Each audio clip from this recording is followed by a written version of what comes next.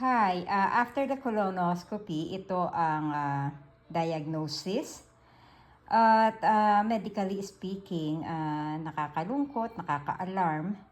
Pero kung tayo naman ay nananalig sa Diyos, ang ating greatest physician, walang imposible sa Kanya. Kayang-kaya niya itong gamutin, kayang-kaya niya itong pagalingin, burahin, if He wills. At nevertheless, His will be done. Ang atin naman ay humiling lang sa Kanya at manalangin.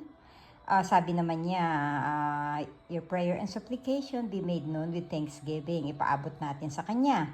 Kaya kayo mga prayer warriors ko, I hope na just keep on praying, keep on believing, keep on trusting God. So, it's up to Him. I pray na pagalingin niya pa tayo, ako, at for His glory and glory alone, okay? Yun lang sa ngayon mga kapatid. I'll keep you posted. Okay guys, to God be the glory. Hallelujah.